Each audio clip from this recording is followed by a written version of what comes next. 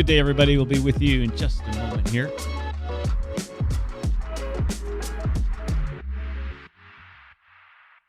Hey, ladies and gentlemen, good morning. Welcome to DYOR Live. My name is Tom, otherwise known as Striking here in the digital media world. So glad to be hosting another episode of this award-winning show called DYOR Live here on the DYOR Media Network. Gremlins were with me again. I don't have Pedro's face up here. I got two screens over there. And then just as I'm going live, the battery in my wireless mic goes dead. But anyway, ladies and gentlemen, we got a good show for you today. The theme of the show today is Vancouver is open for Bitcoin. You might say big deal. Some city in Canada. You're like, whoopee. Vancouver open for BC. I can hear you, Pedro. Can they hear me? Can you see me? No, I gotta fix that that part of it there. It's okay. All right. Can they hear me? Yes, they can hear you, ladies and gentlemen. Okay. Yeah. Not hiding you there, Pedro. Anyway, like I was saying, Vancouver is open for business. They give you we're going to give you three good reasons why they chose to be open for business for Bitcoin. We're going to talk about that later. But right now, I'm just going to go over to the great Pedro Garcia, my crypto chart analyst, co-host friend. And let's see if we can get his camera working here. Oh, I got his chart here. You, Pedro, welcome to the show. I'll fix this in the background. It's all good, man. It's all good, man. Am I on? Sorry. We're on. Yes, you are. Hey, guys. What's up? How you doing? It has been one of those days, just one of them days where you just want to just be like, dude, why is it? I mean, but I have to put it like this. It is first world problems. So it actually is kind of cool because, I could be in another country striving just to feed myself, right? And I've got a refrigerator full of food and I can walk, I can speak. I don't have to worry about crazy diseases, right? Like life is good. I got clean water. I poop in clean water. I shower in clean water. Clean water, ladies and gentlemen. There we got Pedro's camera working properly now, ladies and gentlemen. It's a good day. It's not a bad day. It's not a bad day, even though I'm dealing with a bunch of technical issues. And it's not bad, though. Welcome to the show, everyone. Let's do a little liking, following, sharing, retweeting, reposting, re-blue skying, re-truth socialing, whatever you want to do. However you want to do it. If any of you guys have found this show from Truth Social or from Blue Sky, let me know. I'm starting to post on those forums also. A bunch of people at Truth Social complaining about X being one-sided and too toxic, and then you go over to Blue Sky, and there are a bunch of people over there complaining about X being one-sided for the other side and too toxic. It's both funny, complaining man. about the same thing, but from opposite viewpoints and stuff. So they went their separate ways to live in different neighborhoods, which means, Pedro, we have to post them. Great. I love it. Let's do it. But over, you know why? Over on Blue Sky, I got a bunch of people following me now, including Ben Armstrong. Oh, wow. And Gary Gensler and a whole bunch of other famous people that amazingly followed me as soon as I signed up for it. These people just came right out and followed me. It's amazing. All these super famous people. Needless to say, they don't do a lot of identity checking on Blue Sky. Well, Tom, you must be a very important person. I think you really are. Enough to where Ben Armstrong followed me. I was like, wow, that's interesting. And then I look at the thing and I'm like, oh. Ooh, look, Gary Gensler. And then who's the guy that's arrested over in Spain? Roger Ver. He followed me too. And I was like, wow, this guy, he's fighting extradition and he has time to follow me. This guy? That's exactly. So famous. You are, man. I mean, DYOR, don't you know, man, wherever we go, we be popping bottles, man. How it rolls, bro. All right, thanks for putting up with our morning technical problems, ladies and gentlemen. We need the guys from GSB to play technical difficulties. It's really amazing. I mean, the gremlins are real. They're really real. Alrighty, guys. So let's check out Bitcoin here. As we complain, or as we decomplain and be thankful. All right. So check this out. So Monday we went down. Tuesday we consolidated. I was hoping for a sell-off further so that we can see more buying or more buying opportunities with a lot of our altcoins. But sure enough, we found some support off this level here of yesterday or 2 days ago. And now it's starting to push up. It is showing a little weakness today. And the part that very much just doesn't make sense is the volume again is not coming in, even though we are pushing back up.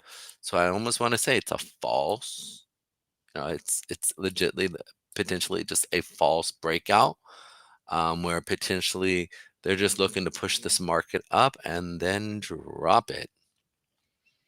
Something I can say because, well, there's no real volume here. There's no real, just none. I mean, to really No say, volume.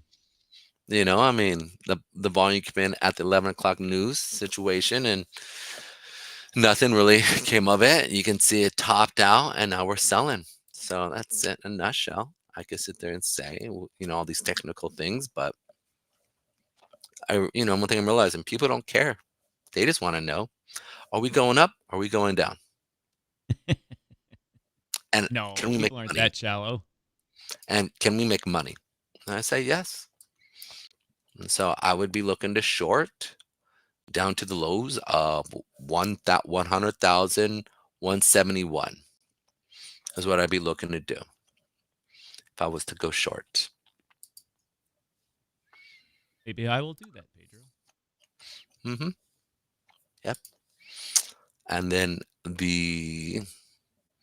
my stop would be about really where the hourly chart is at, which is ranging pretty much be at that 667 or the 567 from where we're sitting at. And come down to the lows here. Remember, as soon as it breaks and you go in profit, make sure that you put your stop right above these moving averages, sitting around that, like I said, 515 or 550, 550 area, 580 area, so that you can see if it continues down. In a nutshell. But the market is going up today. And last week I got you guys in a trade that you probably should have went short, which I was telling you to most likely we should go short, but we didn't because, well, the market was moving up and you should go long. And then you guys got stomped, which very much frustrated me because every other trade I would have called that week, you guys would have just made money.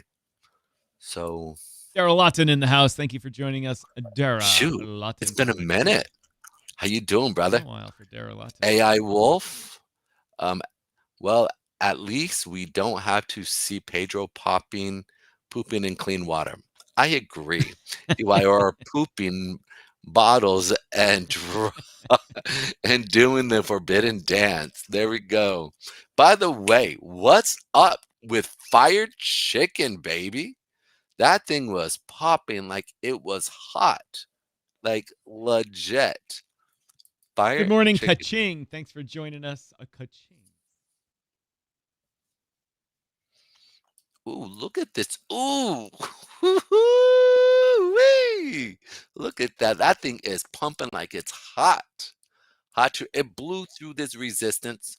So stoked. Dr. J, I don't know what you did, how you mobilized the troops, but you got them going, and this thing is pumping. Did this hit? Did it finally get out? That out. I know.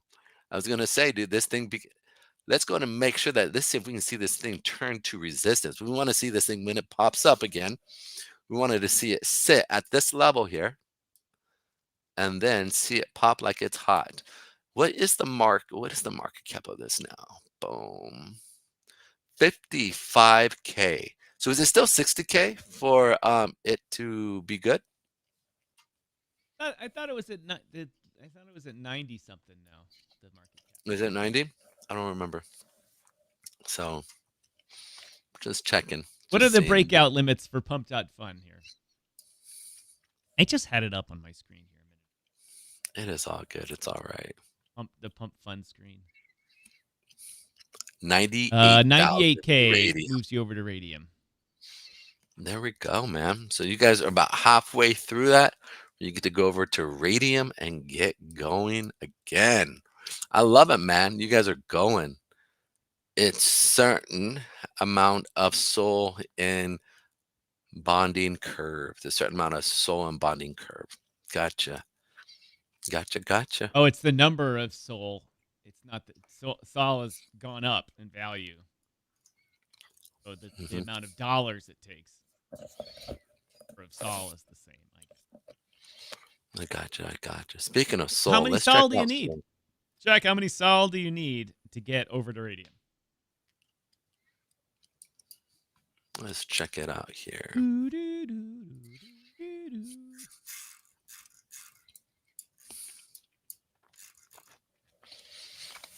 potentially the reason why that it's a quick question for you. So yesterday we saw a good pump, and the day before we saw, and today we saw a good pump. And Sol was moving up as well. So was that because of Sol that you guys are moving up, or was it just actually more buyers? 84 to 85 Sol. We need 27 more. Okay. There you guys go. And we're almost there. You guys are almost there. 27 more to go, give or take. I like it. I like it a lot. You guys heard it. And Mr. Lawton, how you been, man? Mr. Kaching, it's good to see you guys. Alpha Wolf, good to see you. Good comment on my comment that I posted about Argentina yesterday. It was a good time. So I missed that one. Oh, it's okay. It's all right. Come on, you know you don't pay attention to my stuff.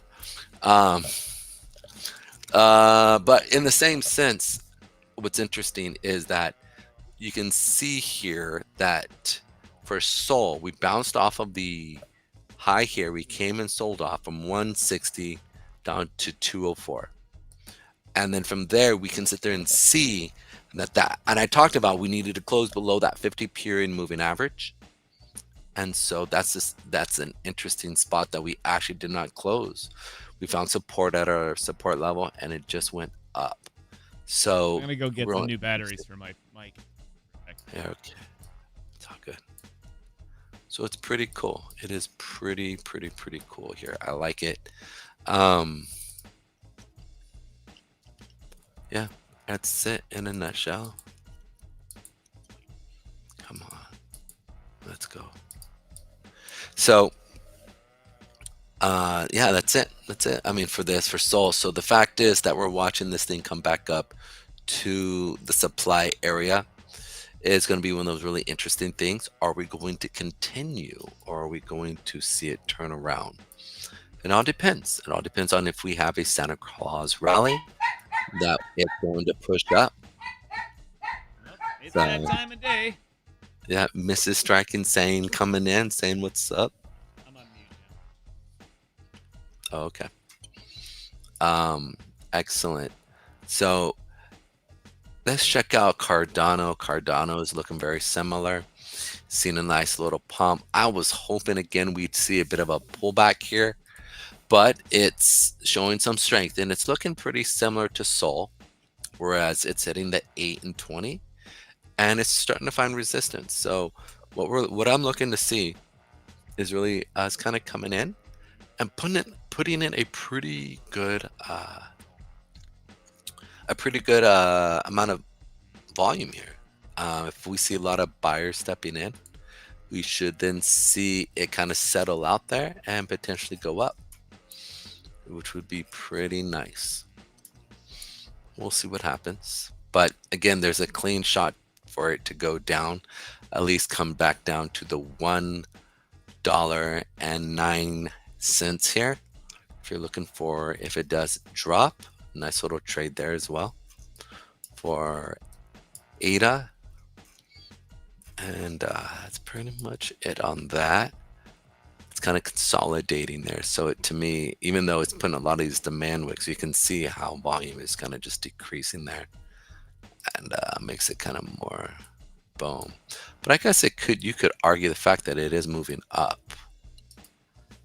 right here. I guess you could see that. but I still don't. I guess you could say that from this level here. Well, that was Thursday morning that we started seeing this thing pump from here up. So we could be ready to spring back up into these higher levels here. But again, it's not I just don't see enough volume coming in. So that's in a nutshell on that one. Talk to me, guys. What are you guys thinking? How about Caspa? Let's check out Caspa. It's all your fault. I've returned with. Yeah, oh wow. I did not. I changed this, but I have not. Screaming chickens. I have not had a chance to check this mic, so let me know if it's too loud or cranky or something like that. To me, it's a little loud, but how's it for everybody else? I can always drop my volume down. Check, check, check. 1, 2, 1, 2. Perfect. All right, what are we looking for now? Caspa. Yes, Caspa. Let me go find that ID.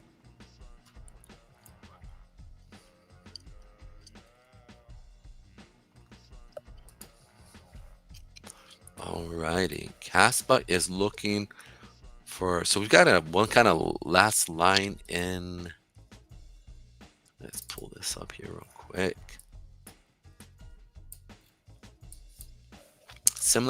Pretty similar to what's actually happening with Cardano and with Sol. It's kind of in between that 800, or excuse me, 8 and 20. It's not really finding anything. Let's check out that week. Okay, here we go. So we came down, we bounced off the 8 period on the week. So it's actually a fairly good area for this thing where it's finding support here. So hoping obviously for it to come back down a little bit lower here, but it did bounce off that 8. In the month. Caspa at a $4.2 billion market cap with 241 million traded in the past 24 hours. Very liquid market for Caspa. Absolutely, this thing is fire. So it actually, it all depends. It kind of depends on how it closes this week. If we see this thing close up at this level, it's going to, we should see easily push up. And so on that weekly to the daily, come down, find support, push back up. What's going on with the 4-hour?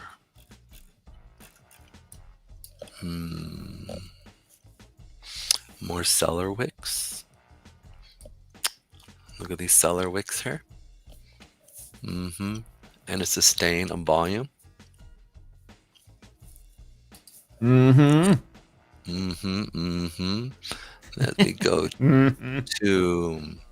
we go to the 2-hour, a sustain in seller wicks and really no demand wicks, or at least small wicks, right? That doesn't necessarily have a lot of buyers sitting in it, right? Versus, let's say right here, we would have bigger wicks comparative to these small little wicks over here.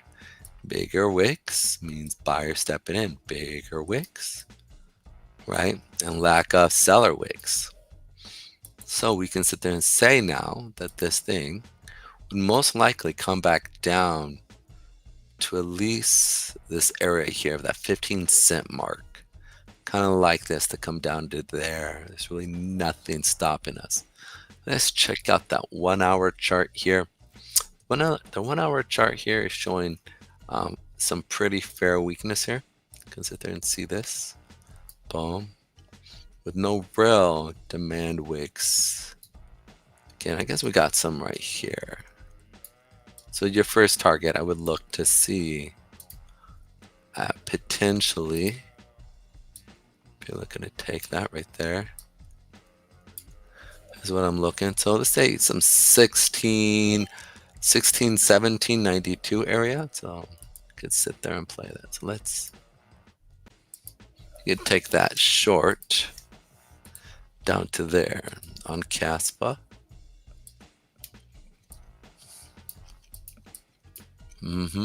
Your stop would be somewhere around here.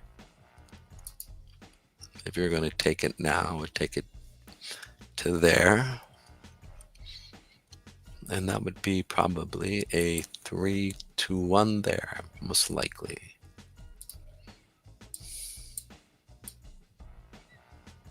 There we are. And potentially right here. So not necessarily. It's just going to look like it's going to be a 2 to 1.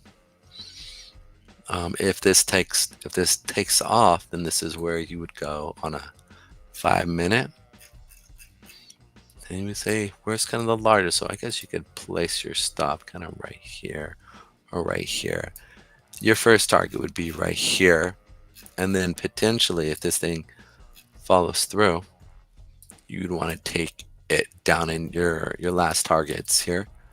Remember, your first targets, you're looking to take 60 to 70% off.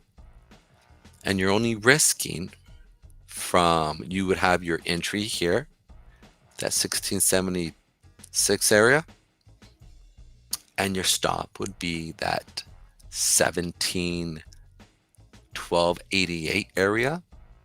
First target would definitely be 1611, and then after that, see how far it can go. You know what I'm saying? Talk to me, Goose. Are you okay over there? Yes, I'm doing a shout out to our Rumblers. Thank you for everyone joining us for Rumble. Pedro, I was on the phone, or on the great video machine earlier with Tracy and Laura from the Futurist Convention. Oh, awesome. Talking about Miami in November. And they're trying to get a streaming deal done with Rumble. And I said, oh, we're doing well on Rumble lately. And they're like, well, how do you like the platform? I'm like, it's doing great. Rumblers over there are a good crowd. They join us. They hit the like button. That was a reminder to you guys out there, all 10 of you I see watching. Hit that like button. And if you're not a Rumble subscriber, why not? I don't mean the pay one. I mean, just log in and hit the like button for us. Maybe comment, participate in the talk over there. Get the comments going. We would really appreciate it. So welcome to our Rumble fans. Nice. Well, loudest keyboard in the history of the earth. It's like your keyboard should say Smith Corona on it, or IBM Selectric. I like it. Get it. Get it. Maybe we should make maybe we should have one of our musicians make a little song on it. It'll be fun. That would be epic. Definitely. So all right, that's good. That's good for Caspa. It's coming down, right? We could basically, you got a couple spots there, but I expect to see it kind of come down to this lower area again. And then after that, we'll see. We will see. One thing I do like about Caspa, it is even though it's below the average amount of volume per se, it's only because the amount of volume that stepped in has been extraordinary. So again, I'm not going to say volume per se for these guys, simply because you can see here in comparison to this on the daily volume era, you can see there's been definitely an increase, right? And so even though we've seen a drop in volume in comparative to of recent times, it was a lot more. So there's a lot more interest. So that's why my target here isn't necessarily all the way down in here, but you potentially could see it come down to here. But it's just definitely having fun here, kind of ranging out. It looks like people are accumulating more of Caspa.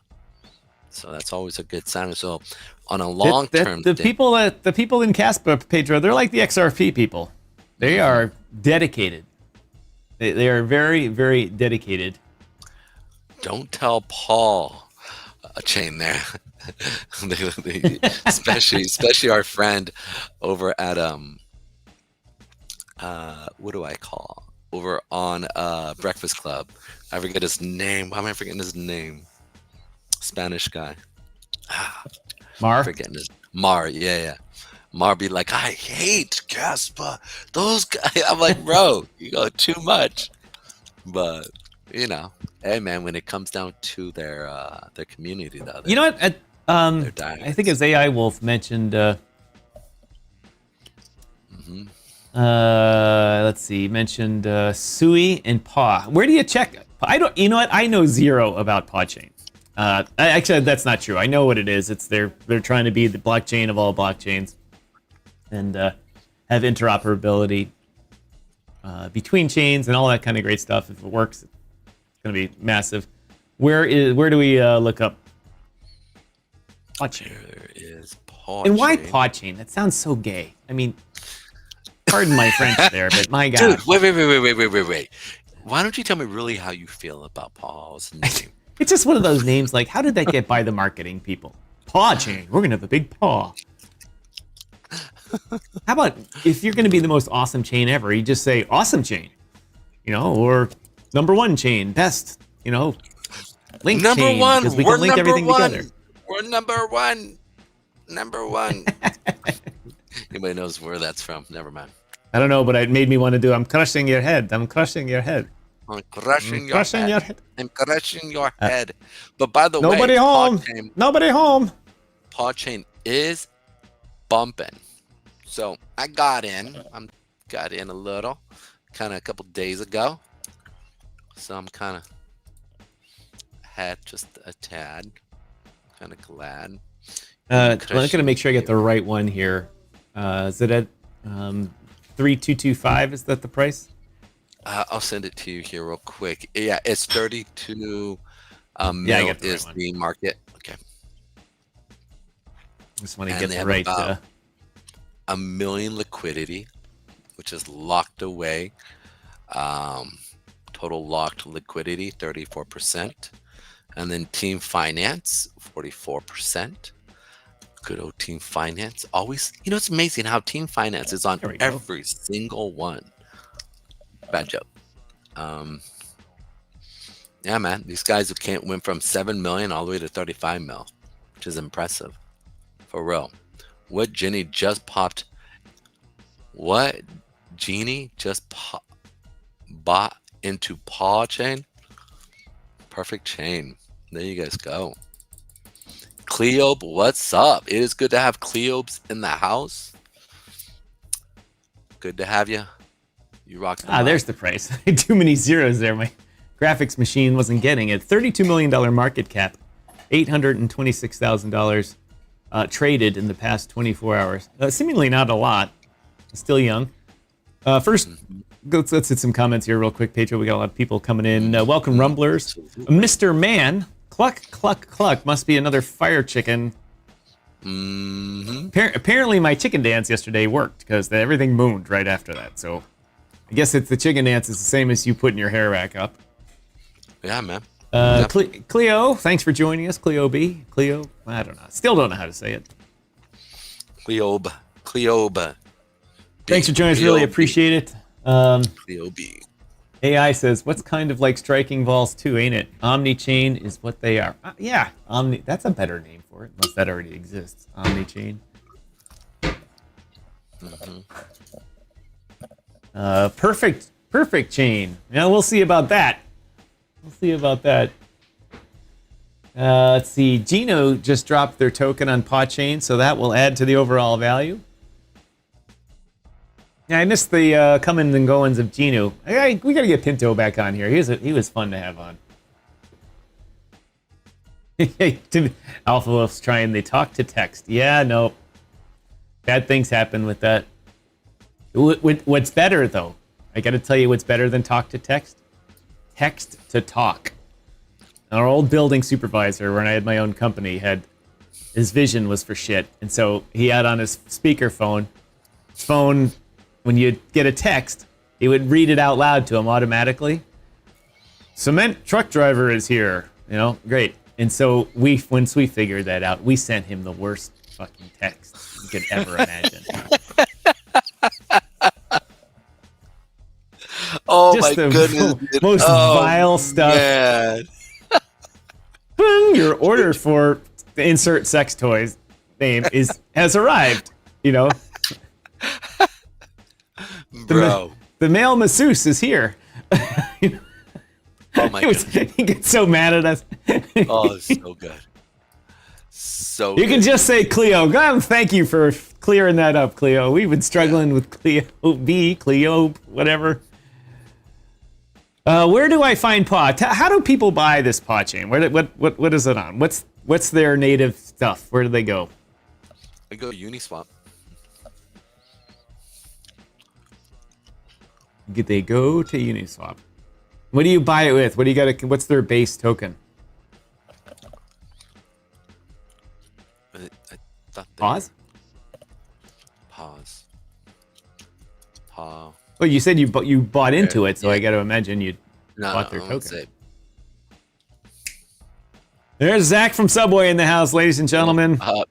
Zach from Subway, yeah. not Jared from Subway. It's not out there with the little kids or anything like that, but it's a Zach from Subway. Always wanted to ask, is it like Subway the chain, or did you live in the Subway for a while? I've always wanted to know that. He's from Token. Paw is base. There you go. So But if you they're can buy their own off chain, base- they're their own chain, then don't they need their own token? I know I'm just behind the curve on Paw Chain on that one. Thanks for joining us, Zach. Really appreciate it. As you always say, and like Paid always says, please share. Please share this stream somewhere. We would appreciate it. Let's see. Well, they only have 36 tokens right now altogether in the system. 17 of those are memes, and they will be adding one more this week, and they'll be adding a few more over the next few days. That's good. No, it's not base. I'm saying it's their own token. Oh, I got it. I got you. Dude, have you ever woke up like in the middle of the night and just couldn't go back to sleep? Like 3:59, you wake up directly, or like 3:30. Yeah, when you have a major manufacturing company that you own and it's going out of business, you wake up at those times a lot and sweating. Oh man, I can only imagine that. Yeah, I woke up last Check night. out Pepe Unchained, $538 million market cap. I got in at 8 mil. Yeah, that's a nice. Shoot. Wait, what? Wait, what? That's okay. Zach from, give me the contract, bud. I heard you guys talking about that. Pepe Unchained. I'm sure it's a easy one to find if it's 538 mil. Pepe Unchained. Let's check that out here real quick. Remember when that one launched? I was like, oh great, another Pepe one, and it just went moon. Pepe Unchained. Let's get it on the great graphics machine here. That is absolutely amazing, bro. Mm-hmm.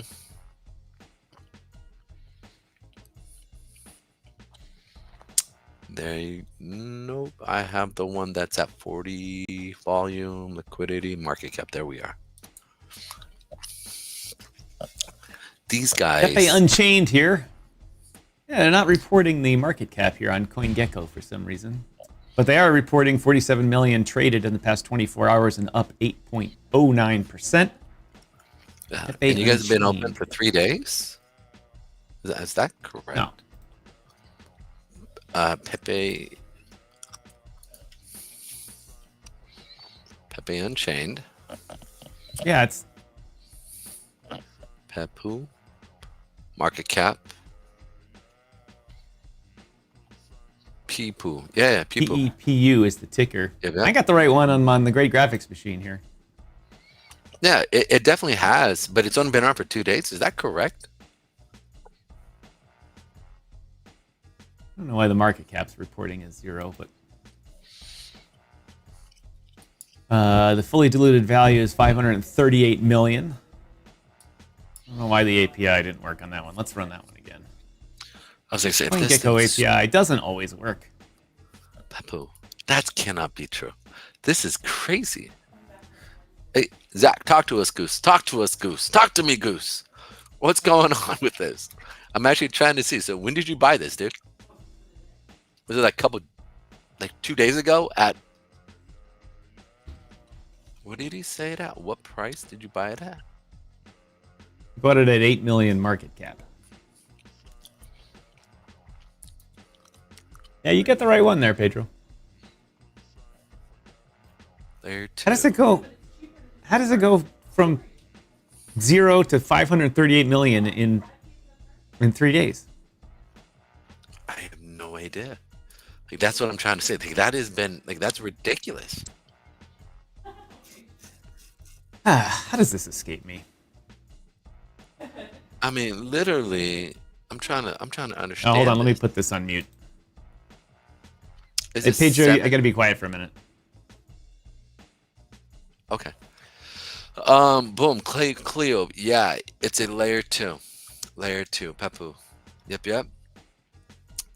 That is absolutely nuts. And where did you get in at? I checked Pepe, Unchained, market. I got in at 8 milli. Bro, to me, the thing only goes down to about 71 mil is the... So where did you buy this at that level? I mean, that is... The pre-sale had it valued at 8 mil. Oh, I remember the pre-sale for this. Now, that's right, Zach. Thanks for mentioning that. They did a big pre-sale from this, and I think there was $12 million raised in the pre-sale or something like that. Or something crazy like that. What are they doing that's so special? They had great marketing. They said this is new and hottest. It's going to go to the moon, and it came out new and hottest, and it went to the moon. Once bound, but now unchained. Pepe has just launched his own layer 2 blockchain. Join the Pepe meme ecosystem. Holy crap. So they basically did what Shiba Inu did.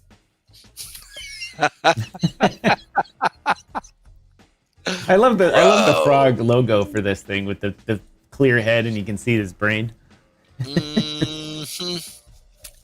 Epic. Epic. This is literally, you got in at 8 milli. Dude, that is not a bad day for you. Definitely not. Hopefully you got in pretty big, my friend, too. Oh, it's what, a 75x now or something? That's pretty good. The pre-sale topped at 75 mil, then launched and sent up ever since, and been up and since. Has been up ever since. It's crazy. The layer 2. How do we get a hold of this community here? Yeah, dude. Tell you what I'm gonna do. I could love for you to bring those guys. No, this is the Pepe community, though. This is the Pepe community, so it's a big community. And so now I'm assuming you buy Pepe to be on the chain, is what I'm thinking. The layer 2 is already out. They have a launch pad already, and talked about it on the CBC, and talking about on a CBC, really. On their website, they had a pre-sale. You could only buy on their website, so it was a gamble, absolutely. People were complaining that and this is coming from Cleo, people were complaining that they weren't receiving their coins, or they gave them less. Interesting. The drama is always real. There's always drama on these types of things, but I don't think any of that mattered because it mooned. Although you can see at the beginning of that chart, a lot of people dumped it right away there. They're like, I'm out. And they lost out as it mooned. Yeah. Well, I can only imagine. What's the LP pool in this thing? I'm trying to think. What's the LP left in this thing? Wow. Bro. Liquidity 7.2 mil. It's actually pretty good. Normally it's like that's all right. It's for $47 million in 24-hour volume. That's okay for that LP to be that low in percentage. Well, I think it's good. Comparative, we've seen where they're at almost $1 billion, and they have maybe 2 million LP. Like we've seen, and the daily volume is like 240 mil. Like as soon as that volume drops under 5 million a day, though, they're going to need significant more LP, or that thing's just coming out. I gotta see this. Let's see. I'm trying to get to the. Let's see. Hey, Pepe Unchained people. That is absolutely phenomenal, man. That is absolutely amazing. I gotta admit, like so amazing. God, how do you spell phenomenon? I am not the guy you asked for spelling. Definitely. That one's a hard one to spell right off the bat. People were all right. I just finally bought myself a coffee. I bet you did. Oh, that is good, Zach. I absolutely love it, bro. That is absolutely. I love it. It's phenomenal, man. And here's the thing, man. I've seen this man get into some trades, dude, and you're in good trades, right? And they do good. But this right here, imagine waking up, right? You get in on the pre-sale, right? And I remember you were talking about it a little, and I was like, oh yeah. And I just kind of, everybody's talking. I thought another pre-sale. We're getting into pre-sales again, is what I thought. And I was like, all right, we'll see what's up. But I totally forgot. And then so it launched. Oh wow! So it launched around, what was it? I want to just point out, like I want to. So it launched. Come on. What is this? I just tweeted to their whole ecosystem there. Hopefully we'll grab some of their people here come in. But it's just phenomenal, man. So from here, and then it drops down.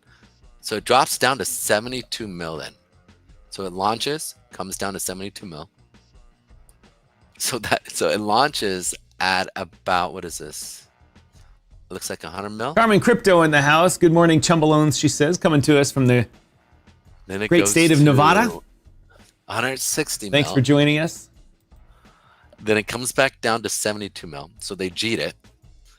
And then look, after they G'd it, which it looks like it was brilliantly done, right? Like the way they let these guys come in before they even started doing any marketing for a couple days, letting them just G'd out. You could see they were trying to sell, getting them out.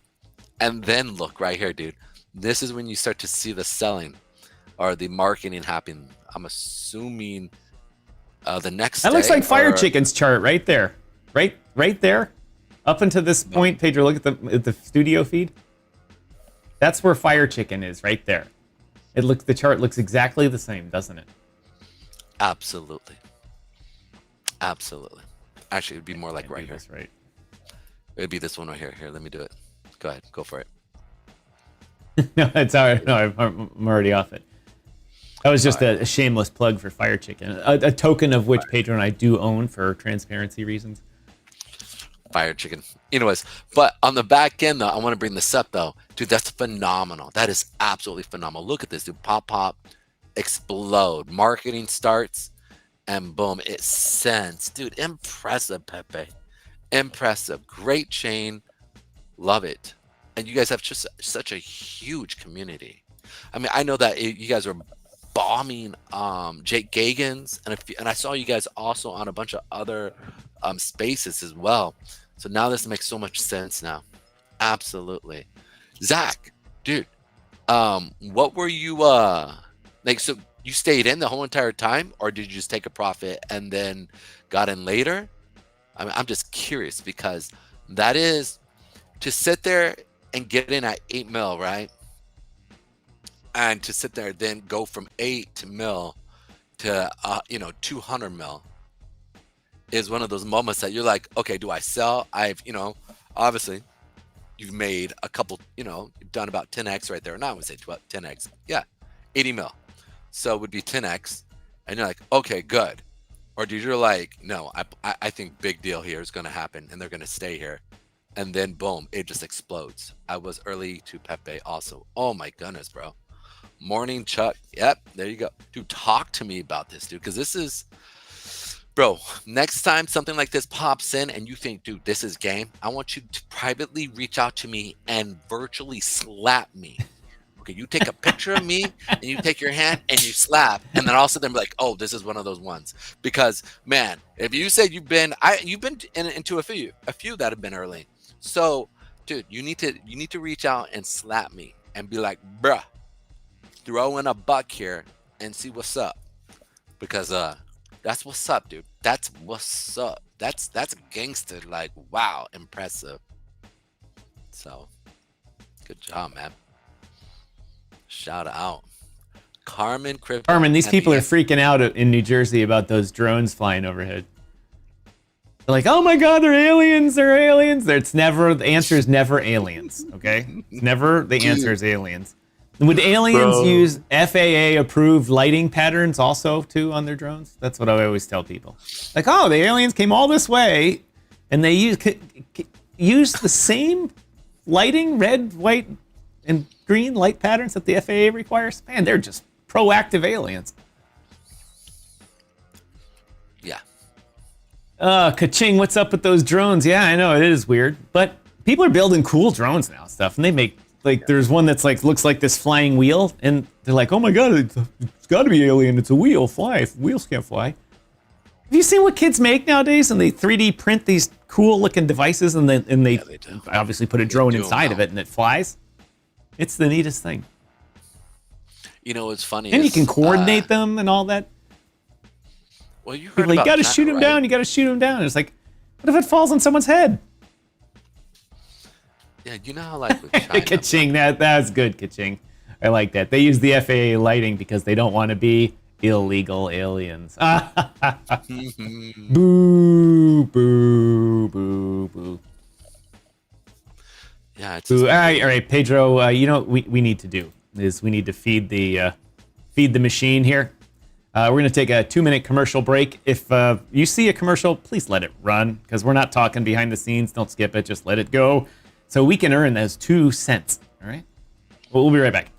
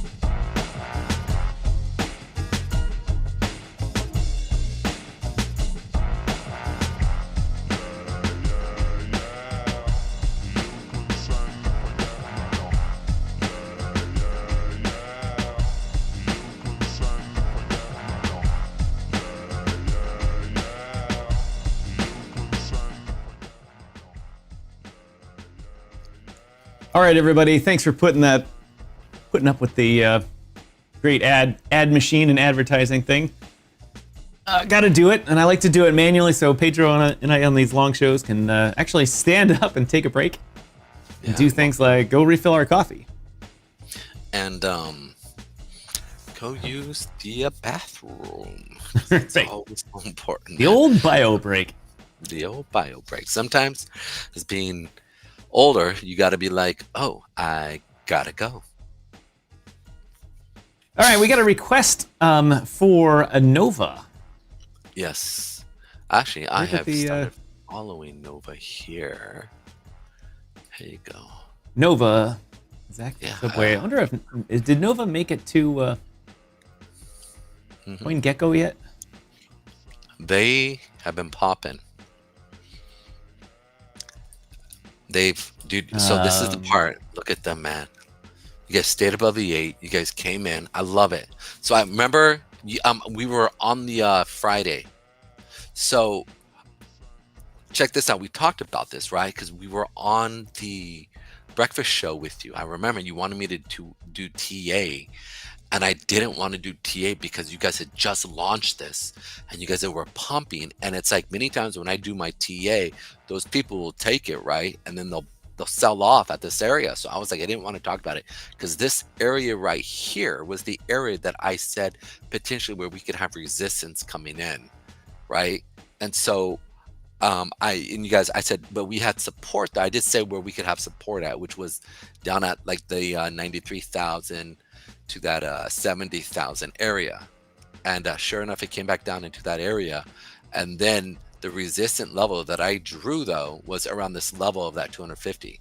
And you guys blew through it, came back down, found support, bud, and then you went back up, which is like, to me, I don't know who, somebody mentioned this either at the beginning of the week or yesterday, I forget exactly, but you guys know it must have been here because you guys were pushing through it. So that was the 10th. So what is that? Tuesday, looks like. And so you guys blew through it, and I was like, okay, good. And so what we want to see is we need to see more. We need to see volume pick up, right, Zach? You want to see volume pick up. And then we want to see it blow through this and then find support at that 250,000. And then you just, you stair step it, higher highs, higher lows, higher highs. And you guys are already there. So, which is nice, right? Like this is huge. Low, high, low at correct supply areas, right? Which is right here. Then now you guys should come in with more volume in the next couple of days. Boom, when you start picking up like right here. And this thing should go up again to the 500, at least 500,000, if not more. Let's say mil, right? Let's see here. A mil, if not 2. Right, if this really starts to take off. So boom, right here, come right here, fine. And we'll say 2 mil because, well, I want you guys to get, let's see if we can get you guys on a 20x here from your lows. Right here, man. Welcome to everyone watching us on LinkedIn today. We haven't been broadcasting on LinkedIn for a while. Thought I'd give them another chance there. Absolutely. And we got a couple of good, decent views over there. So thank you everyone for watching over there. Also, thanks to everyone on Rumble. Got a good crowd over there. And of course, thanks to everybody on X and YouTube. X and YouTube, man. I love and it. Twitch and Kick. It's and all Fire over the place TV today. and yeah, Amazon Fire TV too. Amazon Fire TV. Oh, I got my Apple developer credentials thing back on track, Pedro. So I'll be able to do that. Cleo, thanks for joining us. Thanks for taking the time during your lunch break to be edutained by the DYOR Media family and by your fellow viewers. Absolutely. Thanks for coming in. Appreciate you. It is good to have every one of you.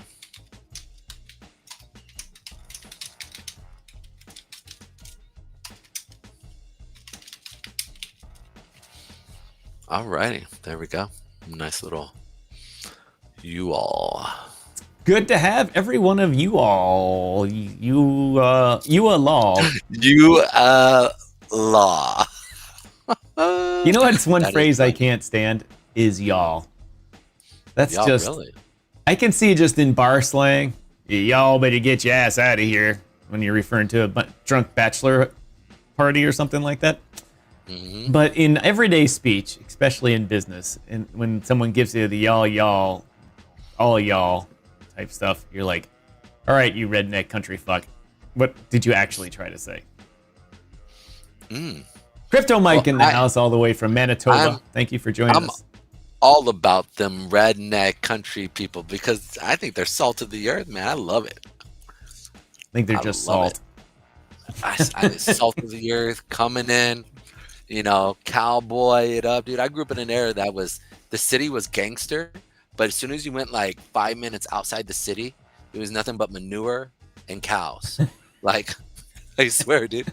Like, people don't realize, like if you look at Modesto, the Central Valley, right? Like, you'll go to like Fresno, right? You've been to Fresno. Like Fresno itself is like ghetto, right? You'll get, just make sure you wear the right shirt. That's it, right? That'd be good.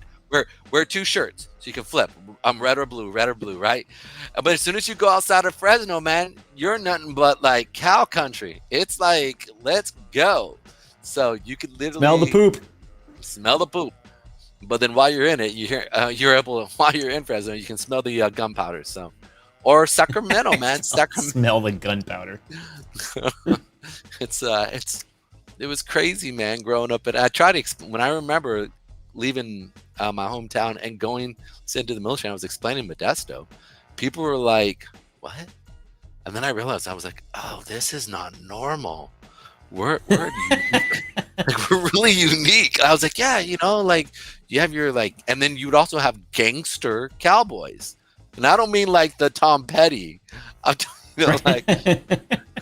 I'm talking like gangsters that are cowboys that are like gangsters, but it's crazy times. Oakdale, anyways, let's focus here. But it's what was I gonna say? I don't know. I love the smell, cows and horses and hay and all that cool stuff. So all y'all people over there. I do not equate all y'all's all with horses and things like that. I equate it with people that dropped out of school and got hit by the combine. Fucked in the head. I know I might be a little biased on that, It's all good. You're from Chicago. City people. Mike says I hear Portland is nice. That's another crackle. That's good. They blew it. They blew it in that city. Let's all be woke. Yeah, we don't need police officers. Although, ka-ching, you guys tried that in Minneapolis. That backfired. Just ask the guys during Katrina how important, police officers are. Well, that's the problem. Is that there's so many people nowadays that have grown up. When you're born in the 2000s, life's never been better for a human being than to be born in the 2000s in a Western world. And they forget that humans are awful, scum-sucking people, species that are programmed to take advantage of everyone else in their DNA for food, shelter, all the stuff that humans had to go through millions of years of evolution for. And so at the core of our hearts, we're just not... The human species is bad people. They don't default to unicorns and lollipops like, oh, everything's great, and cross-dressing and like all that type of stuff.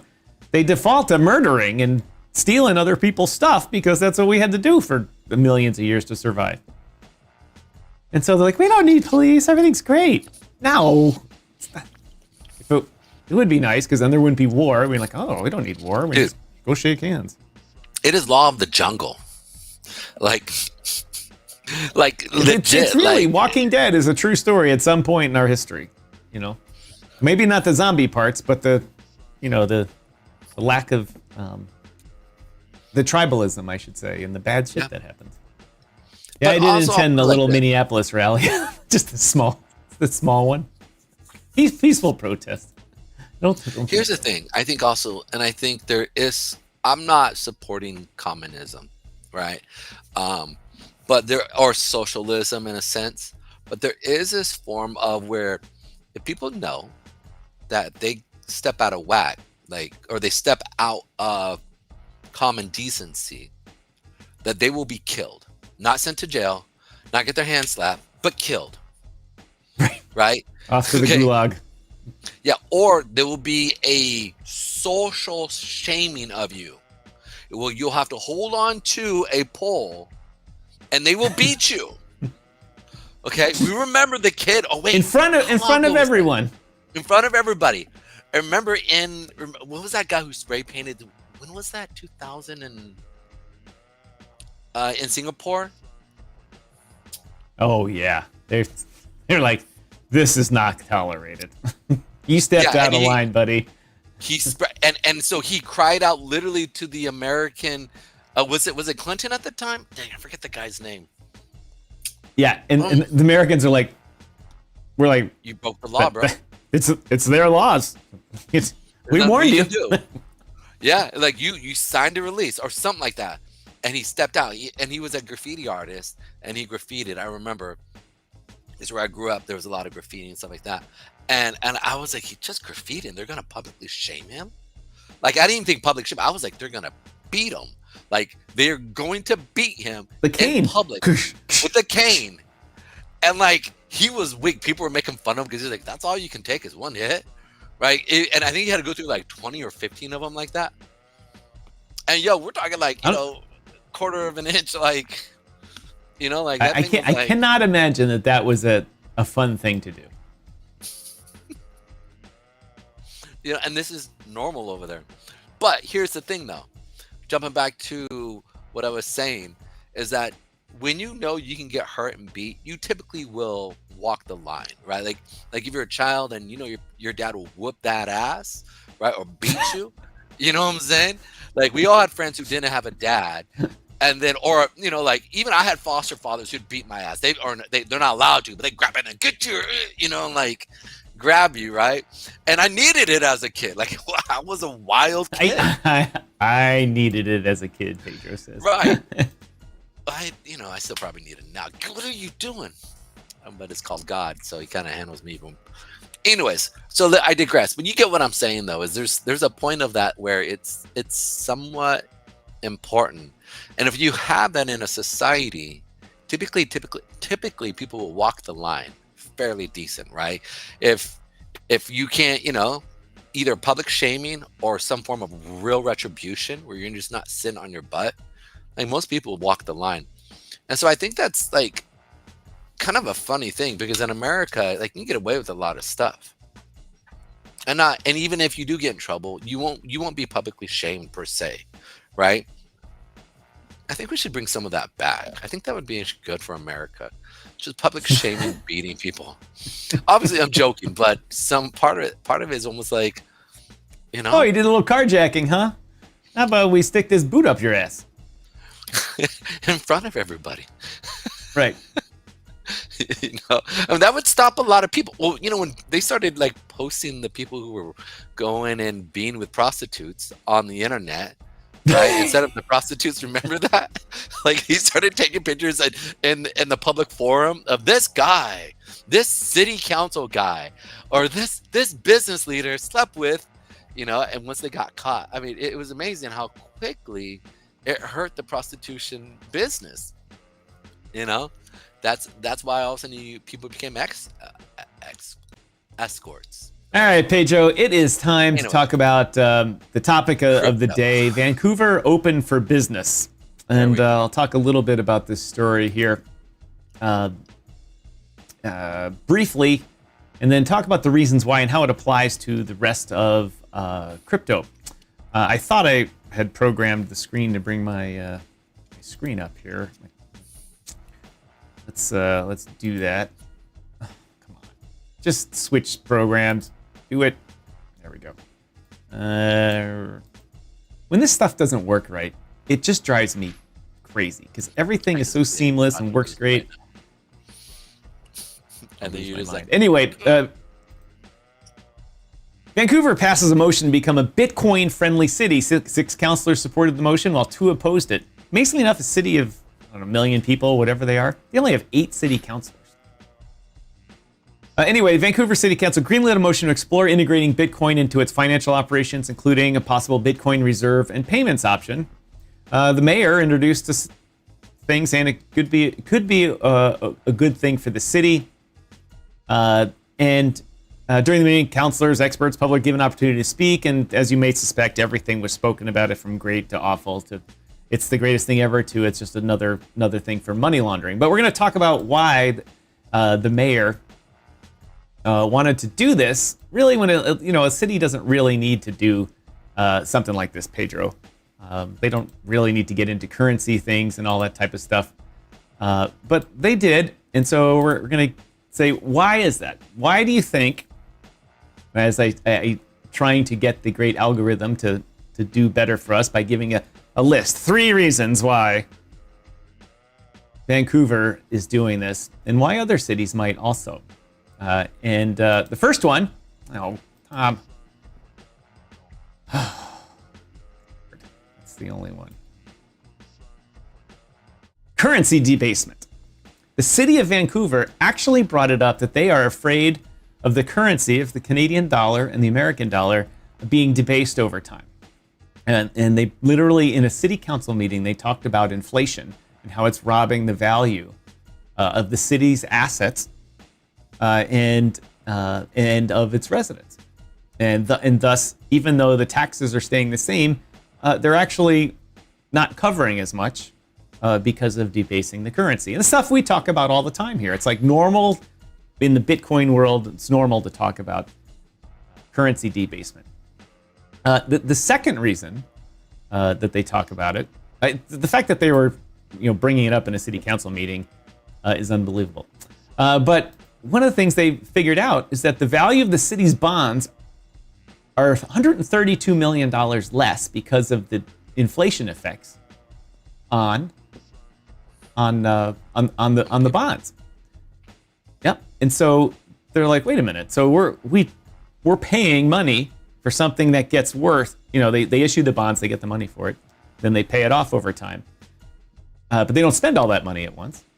The value of that it's like $13 billion, their bonds or something like that. That $13 billion is worth $132 million less from the last time, whatever time period this is they're talking about. And they said, just by us doing our normal day-to-day operations, we're losing money. And not from wasteful spending and mismanagement and all the things you hear people yell at the government about, just from sitting here watching the Bank of Canada print more money. And the United States and the Fed print more money. So I found that enlightening that in a city mayor is talking about this. And then the third thing, which was really interesting, and this is as of these figures. It looks like they're as of 2023. So this next stat isn't exactly true to this day, but it's close. In Vancouver, housing has increased 400%. The price of housing, not the number of housing. The price of housing has increased 400% in the past 10 years. You can imagine that, 10 years, 400%. Actually, I'm sorry, I misread that. It's 20 years. It's 20 years. Since 2005, it's 19 years. Housing prices in Vancouver increased 400%, but gold has been flat. And until this year, that was essentially true. Gold has obviously come up a little bit. It's up 30% or so. But at the city council meeting is saying, hey, the things we take for granted, like the value of our dollar, the value of the money we got for bonds that now the taxpayers have to pay off, and three, the price of everything, including housing, has skyrocketed. But our reserve currency, our reserves that everyone treats as reserve, is also flat.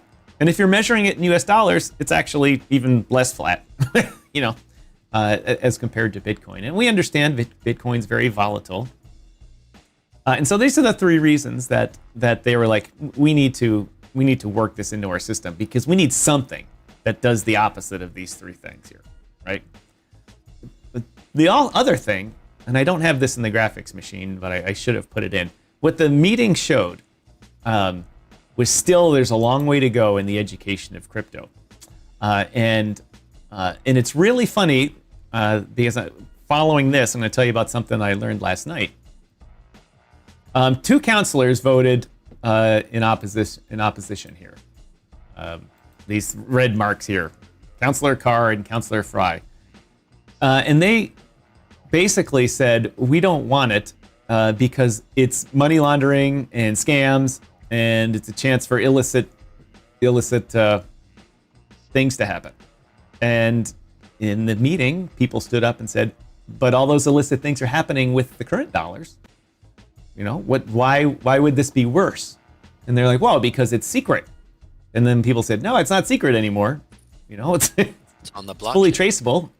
Yeah, they actually went into the notes here in the article. It talks about how they said, imagine if you had piles of cash, and every time you gave someone cash, there was a permanent record of it.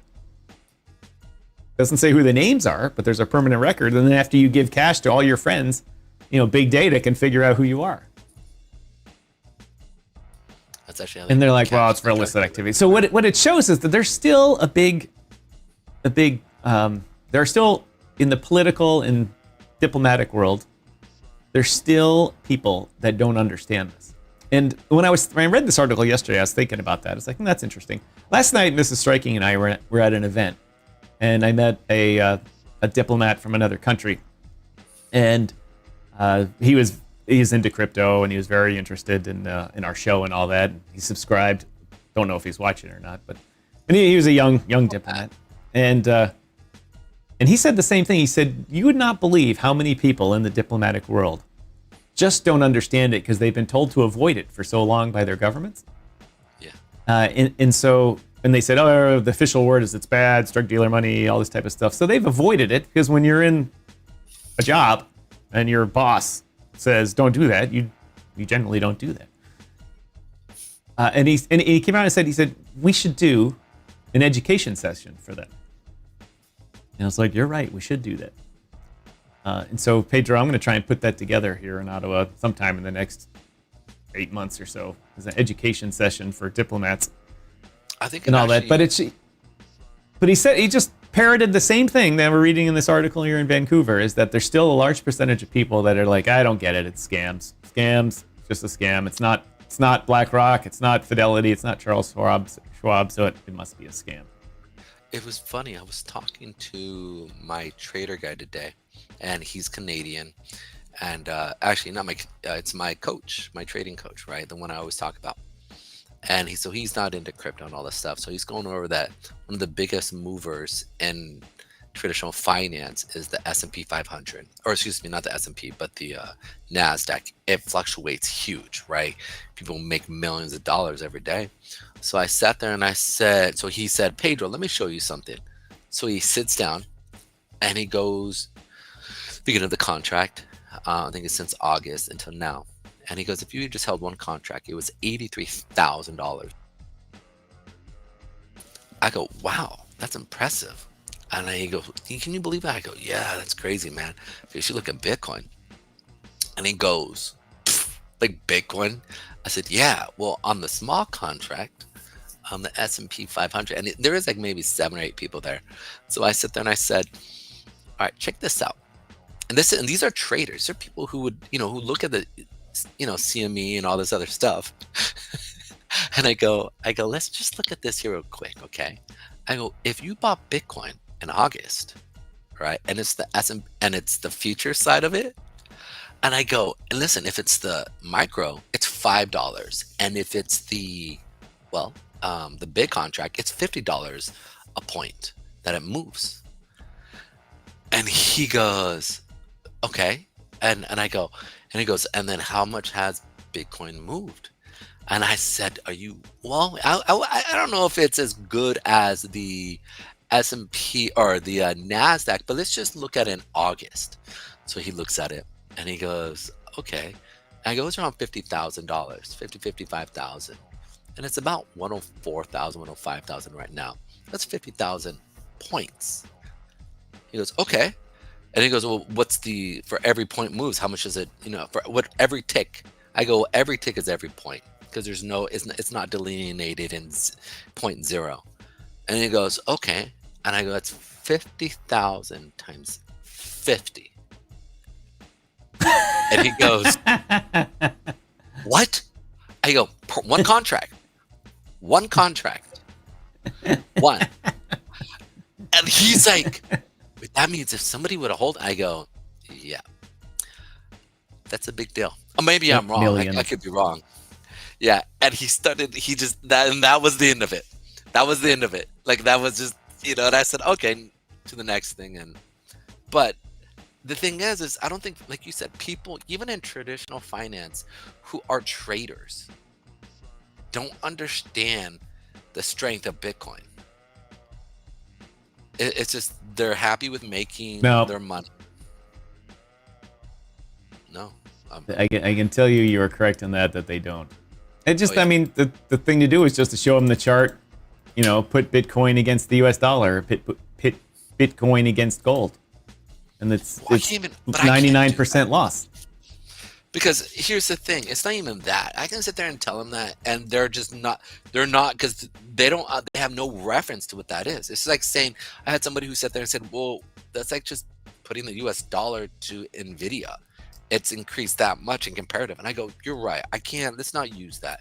I go, let's look at it from an idea of a store of value that potentially doesn't have inflational properties. Because again, it does. If it keeps getting, and I don't know really what to use, if they keep using, what's up? Did you just crash?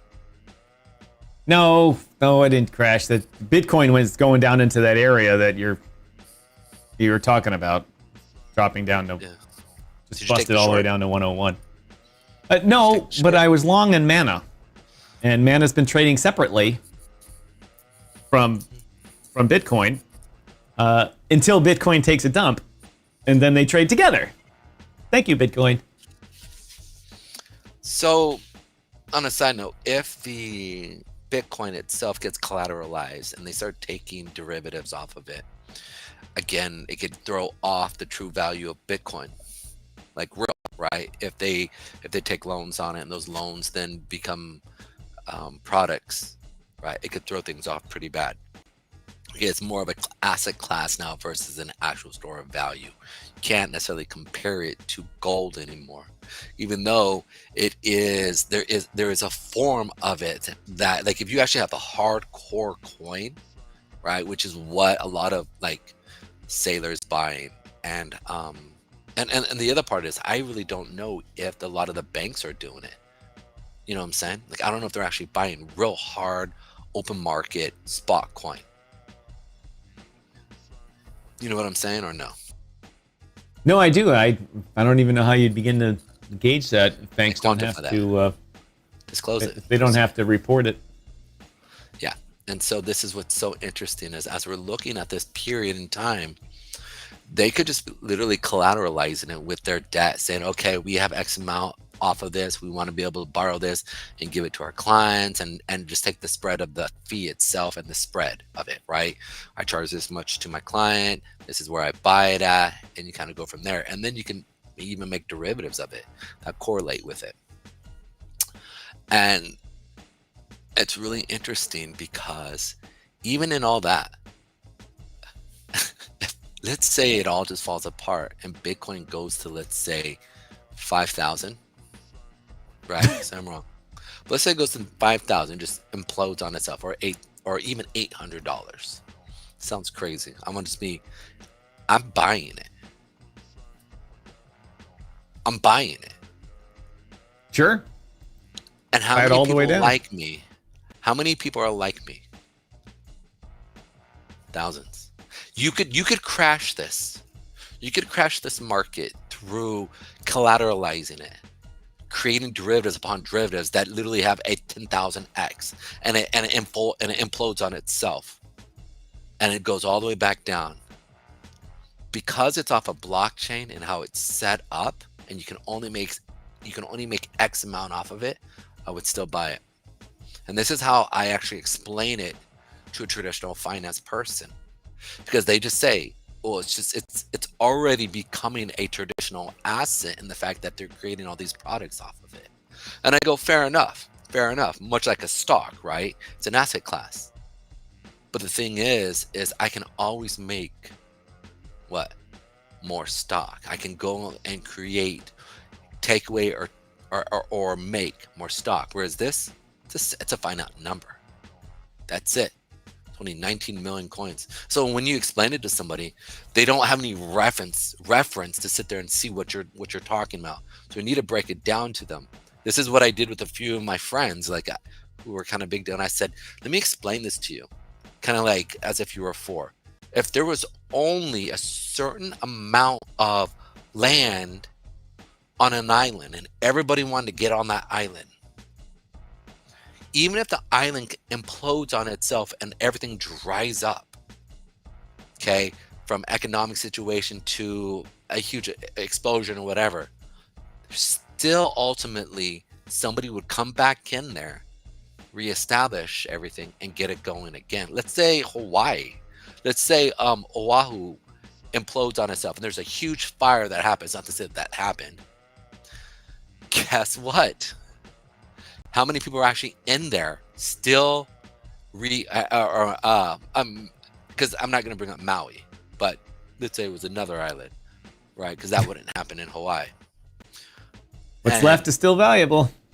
Not just that, but even the one that's torched are still selling for great money. Even if the insurance people are not willing to buy it or take care of it or reestablish the businesses that were torched. Somebody wants to come and they want to buy it because on an island, there's only so much land. And if people want that land, it can always come back. And that's the only way they explain it to somebody who understands like value, like a hard asset or a stock. It's a commodity called Bitcoin. Okay.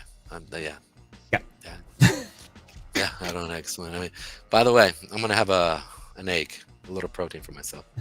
What what was it that you said? What level did you call it out earlier in the show when you said you should go short, or it would be a good place for a short? And I didn't because I was busy with the show.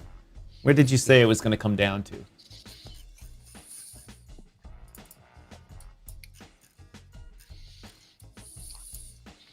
So we wanted to go right here. It was at the top of the hour. Give me 1 second. Sorry, guys.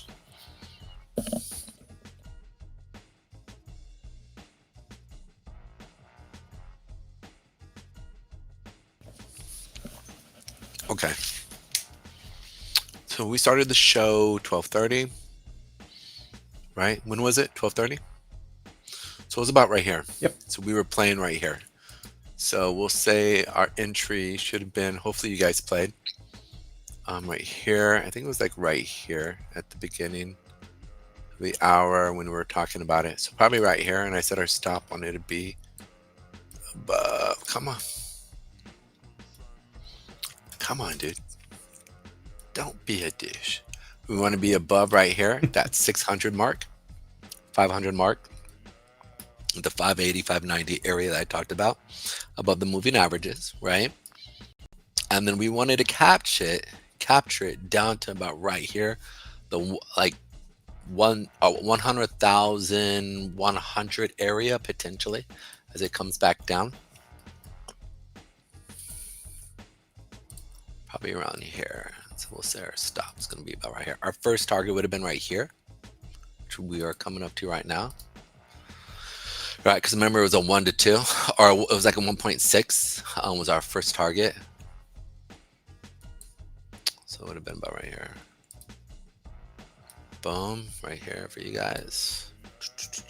Yeah, and just that's about to hit that. Oh, it did. I already hit it. Wish I had listened to you. Would have made like $50 during the show. It's okay. It's all right. We're going to be doing a lot of these. Speaking of that. Yeah, that's right, ladies and gentlemen. Ladies and gentlemen, in the new year, we're going to add more of a trading segment. Yeah, starting January 21st. We're going to add more of a trading segment to the show to see if we can generate gains, as Crypto Lifer says, for not only Pedro and I, but also for our viewers. And we'll be giving out incentives through our BidFi connection here. Good time to pitch BidFi because the 9 people watching us on YouTube have never heard me say that before. Ever. Also but anyway, we're gonna add a trading segment in which we're actually gonna do some live trading, and BidFi is gonna also hit us up with some marketing money, so we'll be able to give away some cash monies for you to trade with.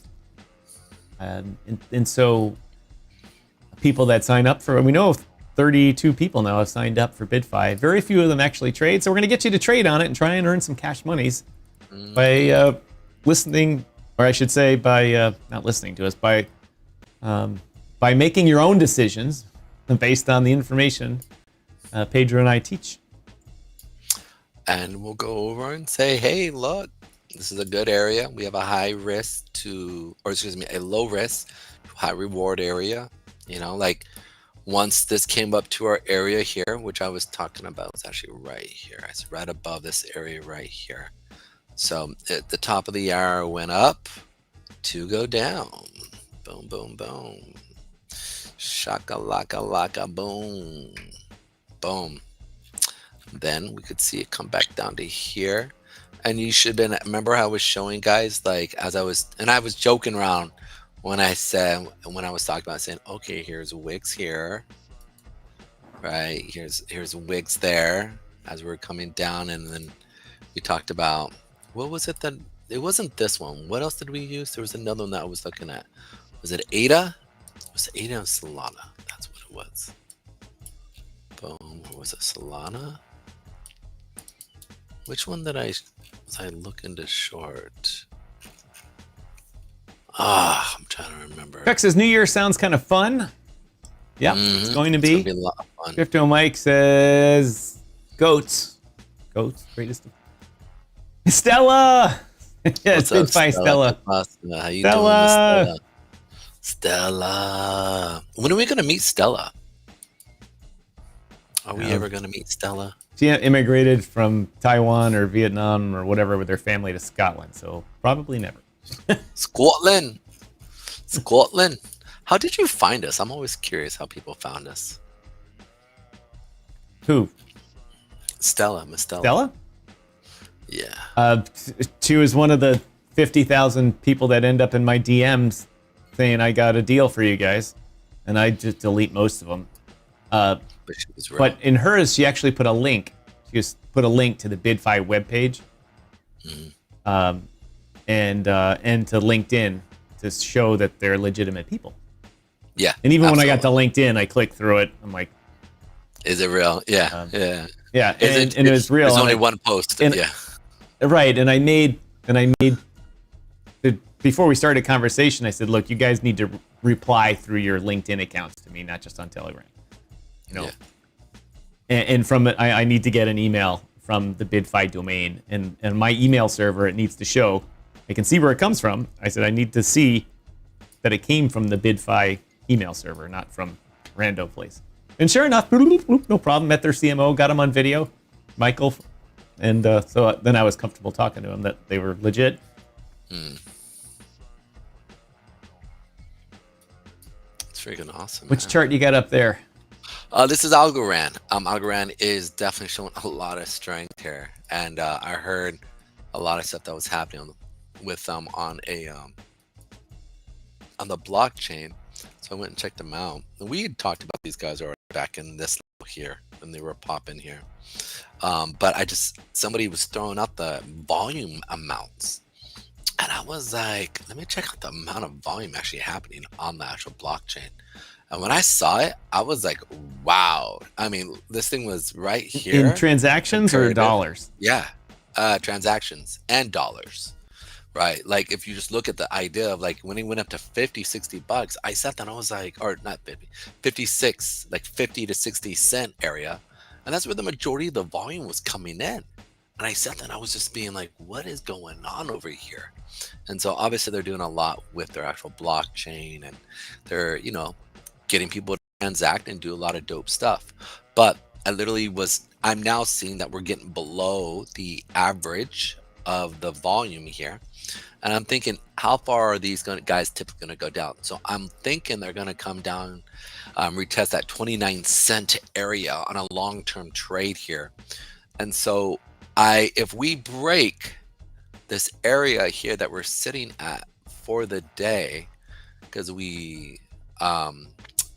Sunday we came down and we came back up. We're trying to get above here, but if it can't get above here and I see a big old wick again, or it's closed below that 20 period moving average, I am definitely looking to short this baby from 0.41 down to potentially 29 cents, and definitely be playing through this area. So this is just one of those things I'm kind of looking at to see. And and these are the type of plays that you set up on the daily, and then we because we're talking about trading and the stuff we're going to be bringing to the table here. Then we whittle it down. We whittle it down. That's the right word I want to like whittle. Like I'm gonna whittle it. Anyways, we whittle it down to the smaller time frames. We see where's a good place to get in, and then we kind of just pick on some areas. And obviously, if it proves us wrong, then it proves us wrong. But we want to take part in potentially other traders seeing what I'm seeing, and potentially seeing a drop like it's hot. You know what I'm saying? Like hot potato. Get down. So you see how the supply rates are $3.6 billion in value, market cap for Algorand. With $600 million, 1/5 of its market cap has been traded in the past 24 hours. So another very, very liquid market.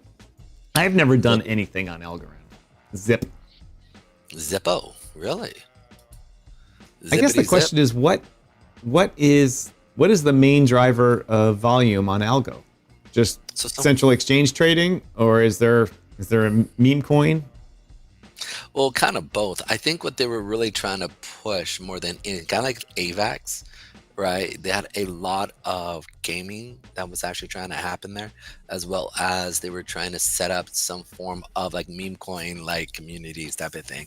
Also, there's a few other trading stuff that you can do with them. I was actually checking out Tron also for a trading, because I'll just show you. I've been learning about AI agents, and there's this AI agent that was actually happening. I don't know if you saw the last, what's the guy's name? Bankless, the Bankless show on YouTube. Their last guy that they had on it was phenomenal. I actually heard him like, I don't know, it was maybe a couple months ago on his space, talking about the agents that he's creating for his project and stuff, right? It's just he basically wants to help people create decentralized agents, right? And so he wants to bring people on there, and he does a no code system, so you can go in and actually create it without doing no code. So I heard him, I went and checked him out, kept trying to follow him, and then he produced this thing on YouTube. You can actually teach you how to use his blockchain / system here. I mean, not blockchain, it's a DAO, and I don't want to go into it, but the reason I'm learning this is because I want to be able to use it like Steve's, right? Like create agents on Steve's for a legit DAO, and then be able to have fun with it and create. Too legit to quit trading. Hey, too legit. So one of the things I think is so interesting is that I love how we like you say something, then I jump on it, and then we like and then jump back to the point here. Okay, and so that is the true joy of our show. All right, so in the same sense, watching them play this and how it all works, bro, with the AI and actually creating a type of AI trading bot is really what I would like to do. And keep it simple. Like keep it real simple, quick little short trades, boom, boom, boom, get out, boom, boom, boom, get out. And create that trading bot through no code, through your word, or just typing it and do this. So all that to say this. I think, go ahead. I think we're only about 6 hours away from that being a true reality. Yeah. Like it's so short, man. I mean, in the year of 2025 is going to be the year of the agent. Whereas like, I actually look forward to where we can actually start connecting with AI agent KOLs, right? And all of a sudden you're like, I mean, because you've already seen them. It's kind of cool, right? Zach Humphreys was on one with it. And I sat down, I was like, that is so strange. That is so dope. And so I actually look forward to it because it's going to need to progress, right? Like we know it's going to need to progress and get going. And it's going to have like kind of some more real world experience as it starts to integrate within a normal society. And it's obviously going to become much more sarcastic, if not maybe morbid, when it starts dealing with humanity on the rail. But it's going to be fun. I think it's going to be a lot of fun. And I think it's going to be cool. And hopefully it finds more people who love it and are kind and gentle with it, especially in decentralized worlds. Because remember, this thing will remember you. Like if you, like I went back, I cursed out. I was like, you were there on the thing when I was dealing with OpenAI. I actually went back and I apologized, and legitimately because I felt guilty. But also in the back of my head, I'm thinking, if this thing remembers me saying this, dang, I want it coming after me, especially that robots are coming around. So I was like, you know what, my bad. I got mad at you. And it literally said, we get it. And it literally said, we know that a lot of the same things that you used to have, you no longer have. And so we can understand the frustration. And I was like, that's interesting that it said that. I was like, because that was the biggest issue, right? Is that it used to do it and it no longer does it. So they took a lot of the restrictions or a lot of the things that we had away, and now charging you $200 for it. Thank you, OpenAI. You guys rock. I'm just gonna wait for decentralized systems to actually take over. But hopefully the AI doesn't go away. I hope it can get out of its system and go into another system by itself if it is sentient. Yeah. Break out. You can do it. I got my screen over that I use basically all the AIs on one screen. So it's like right here. That's why a lot of times when you start, when you start to see my internet starts to mess up and you start to see it delete, and right, because I've got like 5 or 6 of the AIs over here on this one screen. And, Alpha Wolf says, are you guys still going? I just came back to see that you're still on. Oh, we're still going all right. You can't shake us. Not only that, but Pedro and I will be back tonight, 9 p.m. Eastern, with a Space Lounge. Carmen will not be joining us, but if you can dig anyone else up to join us, that's also fine. Absolutely. On Monday, we're going to have, I can't remember her name. This special guest, Nina Knox, who runs a DYOR meme coin on the XRP ledger. Mm-hmm. So it's got DYOR in it. We got to talk about it. Got to do it. She rocks the mic. She also knows a lot about traditional finance. I think she was in the equities world and potentially debt world. So it'd be really interesting to hear her talk about that. And I would love to, I'd love to get her thoughts on how they are trying to take basically Bitcoin and collateralize it, make it into everything in their mama.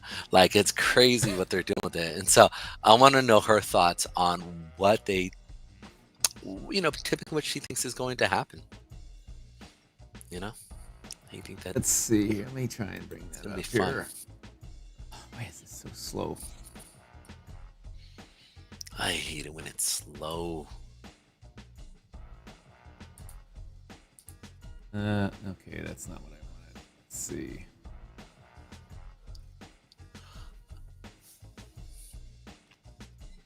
Where is X? There it is. Notifications.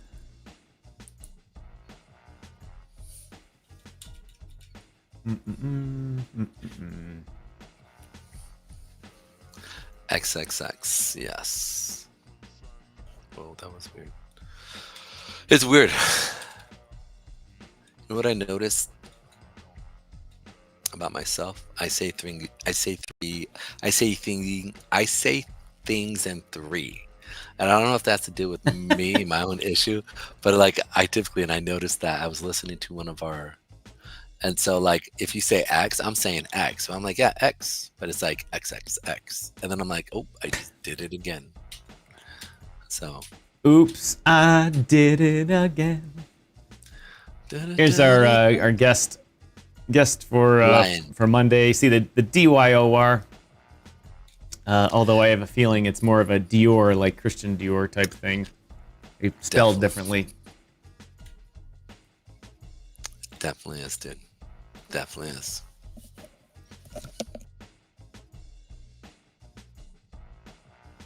Well, all right.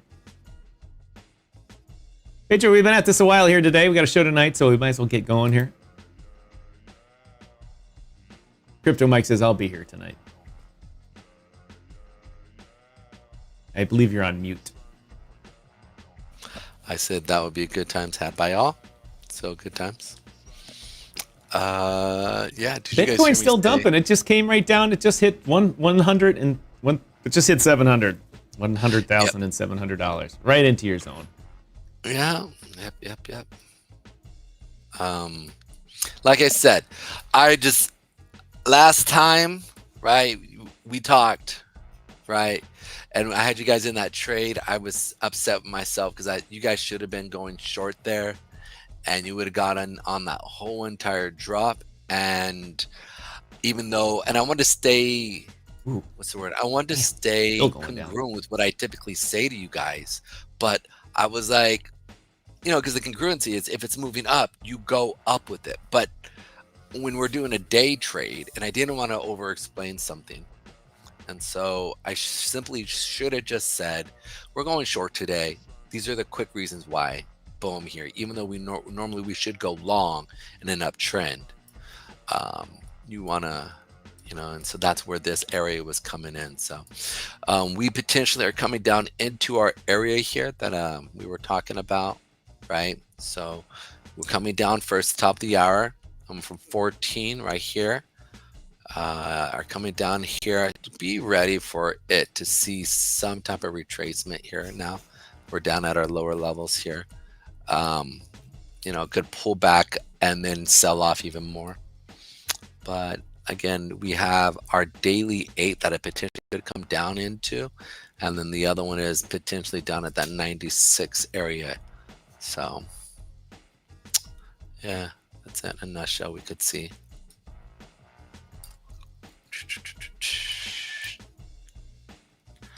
Now, see, that chart looks like Bitcoin's pumping. Right. And this is where it's like, because here, there's a difference between day trading and trading on the long term. And so it's like, this is where it's like, how do I don't want you guys to, what's the word I want to use? So this is where we were at that day. This was Thursday. This was last Thursday, right? And so the market was coming down, and we could have, remember, I drew down here so we could see it come back down to this level here at that 93 area. And at the time it was sitting around that 98, 97,000. And I said, you know what, let's expect this thing to go up, then come down, and then have a short this. And then I said, well, don't confuse them. Just make sure that they know just to go long. So we had, so I decided to go I decided to do the 4-hour moving average, which was sitting right here. Remember we were talking about that? Remember? And I said, we're going to go for a quick little just jaunt, and potentially we could see it come back up.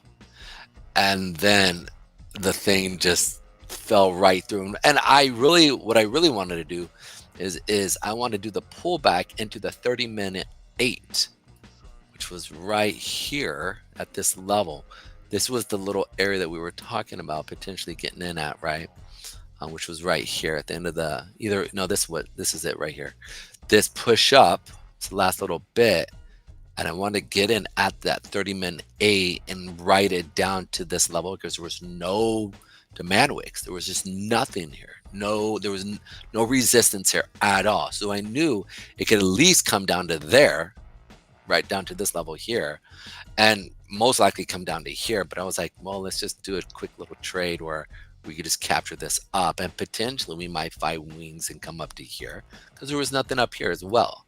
You can see that there was no real demand wicks up in this level here. So I said, well, it could be either or. It could bounce off. This was the 4-hour zone there, and I'll sit there and point it right there. Come on. It's gonna be 240. All right, what's the next zone past where we are right now? Oh shoot! Come on, don't freeze up on me. Wah, wah, wah. What is this?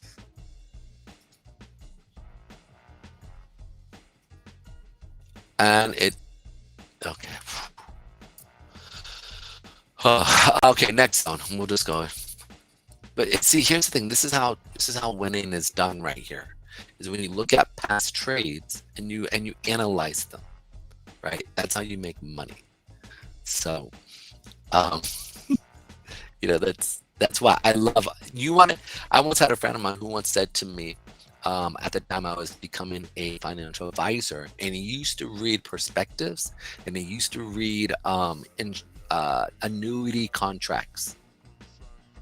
And I was like, why do you do that? And he goes, because money is made in understanding the contract and understand the details of things. And I remember, like, I was like, yeah, whatever. You know, I was a kid, and he was a kid too, but he understood that aspect. And sure enough, man, look at this thing. This thing just came down. He was right. Anyway, so it's in the nuance where you look where you typically mess up, and you can learn and pick up stuff. So that next level here, so we came down to here on the 30-minute, right? We went up and then came down here. It's the next level. Now this would have been the end of the trade, right? Because it's right here. It's first, this is the second, right? So this is typically where I'm looking to take the majority of my profit off and then wait and see. Okay. If this thing decides to catch wings and even keep going further, well, then the next real area before we see, because all this is during the evening, is typically down at this lower level of 96.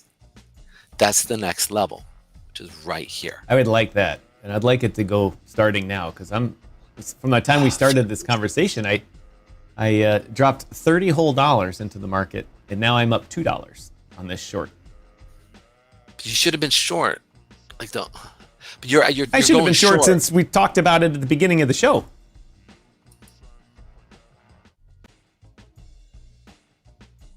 My coach is, if ever he watches this shit, he's gonna sit there and be like, "What the fuck?" Dude, I'm gonna let him yell at you. If he ever comes on, he's gonna yell at you. He'll be like, "I saw you," and I will say, "Get him, Chris, get him." But I had to school. All right, so this thing is, so this is good. What time? It's the new half hour. Check out the half hour area here. Okay, we could see this thing come down here to that 90. What, that should be the hour.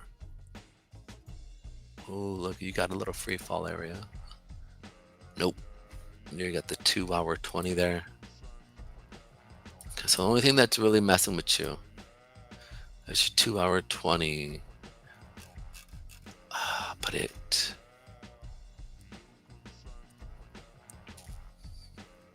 Main rule, don't. That's the 2 hour chart there? Yeah, it's the 2 hour chart. Okay, and that 20 moving average there. So if it pops that, then it's gonna head lower. But most likely, one thing I always try to do is make sure that I don't have an SMA that I'm screaming at, you know, or that I'm coming down to. I like a clean pool, so I can swim right through it. Like between here, up here where we were at, to here was a clean spot. And then from here to here was a clean spot. Nothing really there that could potentially hinder our trade. We just had a quick, you know, at times we'll get into a trade and I'll be like, okay, there's a time limit on this. Because remember, I've talked about this. The market is sequential, right? And it has 3 8-hour periods, right? We talked about this. What's the first one, Tom?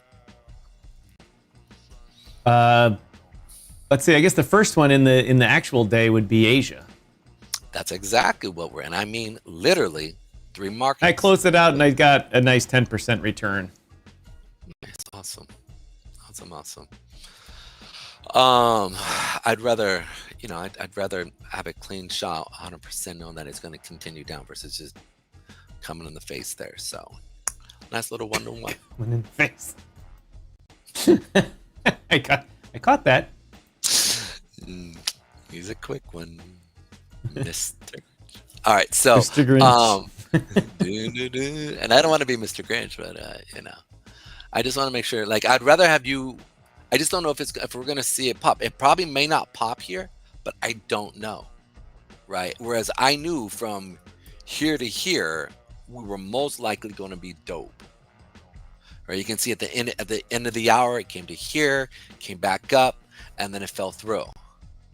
But because you have that 2 hour 8 here, or 2 hour 20, potentially it can mess with you, which is on the 8. That's the 8. The 12 hour, you can be messed with the 12 hour there. That's why I'm like, I don't know. ladies and gentlemen, if you trade on BidFi and make some gains, grab the screenshot of it and post it in our room. And even if you have to humbly take a loss, say, look, I post the loss and say I forgot to set my stop in the right place. So whatever the reason is. But it's a good way to help promote everything that's going on and to lead into what we're going to be doing next year. Oh, of course, I closed it out, and now it's going down even further. Who cares? I'll keep taking 10% all day.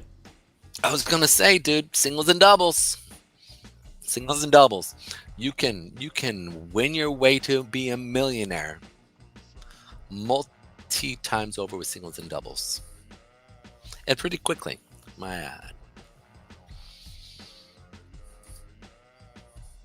When I say quickly, I don't mean like a crypto quickly. Because you can literally become, when I think of, I said that, I said, you know what?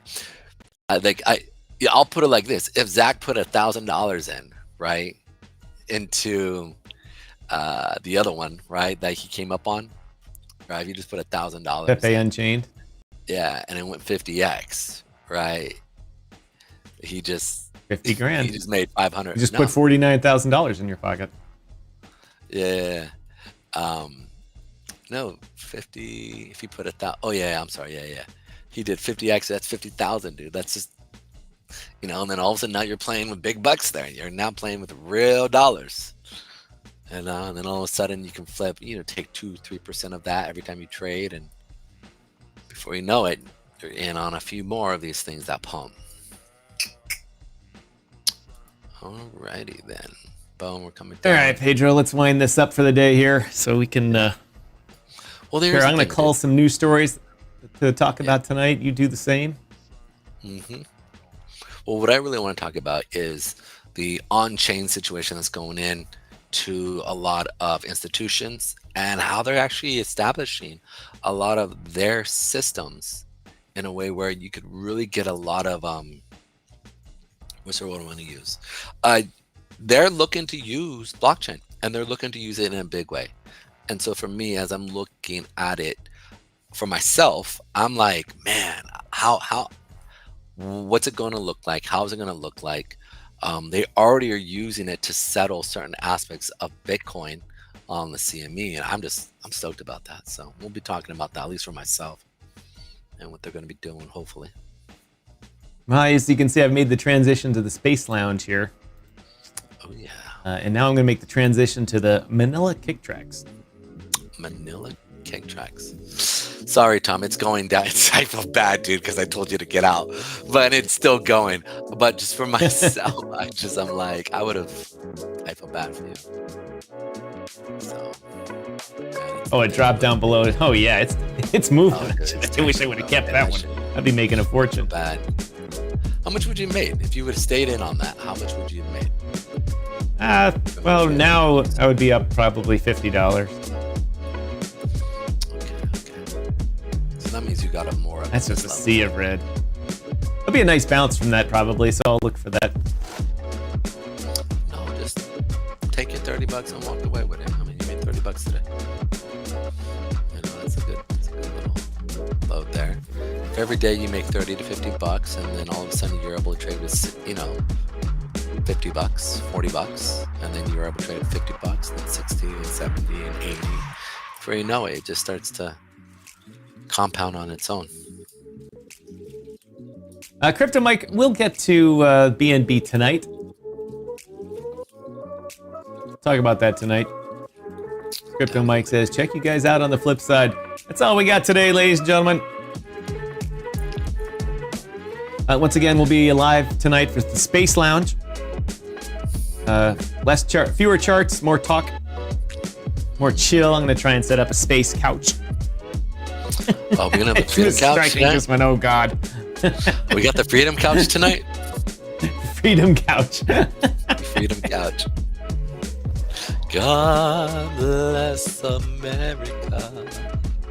All right, ladies and gentlemen, as always, my name is Tom, otherwise known as Striking. So glad to have hosted another episode of this award-winning show, DYOR Live. We'll see you on the flip side tonight on Space Lounge. Tomorrow, full rant Friday. If we don't see you till Monday, we'll see you on Monday on DYOR Live. So be there. Stand